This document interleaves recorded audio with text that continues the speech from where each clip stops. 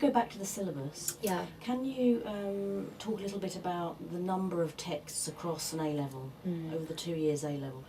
Can you give us an idea of, in quantifiable sense, really? Of Yeah, I mean, what it may involve? I think really you're looking at about 6 books a year, and I say 6. I mean 6 texts really. Right. So, for example, at AS, we've got the Pride and Prejudice and Kite Runner that I suggested, a collection of Hardy poetry. But what that means is 10 poems.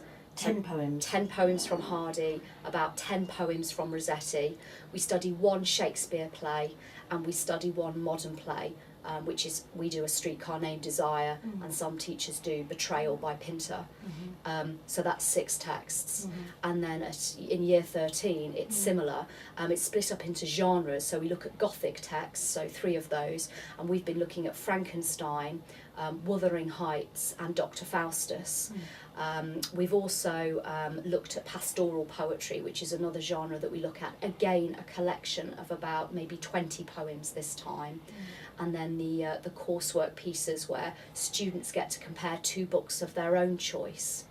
And link them in some thematic way for their coursework, and you're welcome to have a look at some of those responses later if you like. I'll receive those back. So on average you're looking at 6 books a year, and I think that's why they find it such a shock to go to university, because of course you're almost reading 3 books a week. And we spend so much time and so much detail. They know the text inside out, and indeed they're encouraged to. Year 13 is a closed book exam, so they're not allowed to take the books in, so lots of quotations need to be remembered. But so they know it in so much detail, and I think when they get to university it's more about breadth. And they just don't have the skills of that. 6 books a year is nothing really, is it? No, it isn't. And yes, okay, I can see that's quite a challenge. So say you're studying Frankenstein, can you give me an idea of how that text might be studied by the students?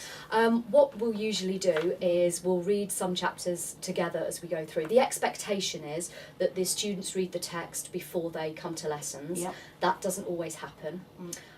We then concentrate on certain chapters that have particular meaning and significance for us and that we want to pursue further.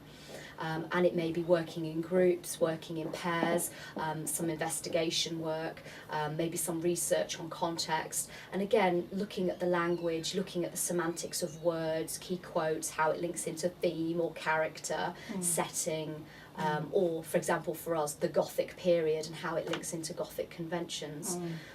So I would say that most of our A-level lessons are teacher-directed in the sense of we start it off with a kind of small starter, a small hook to engage the pupils, what we're doing this lesson, which we, I suppose, know in the business as lesson objectives, which is, what are you getting out of this lesson, what is our focus, then some different activities within that lesson, and then a sort of small summing up at the end, really. Okay, and would that be a fairly typical structure for A-level teaching?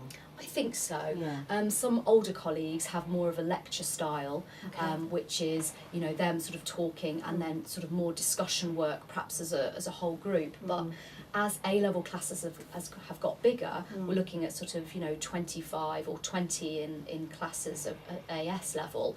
That becomes increasingly difficult to do because you've spent half an hour by the time everybody's had their say, and is everybody engaged at that point? So I think it's necessitated really group work and pair work more.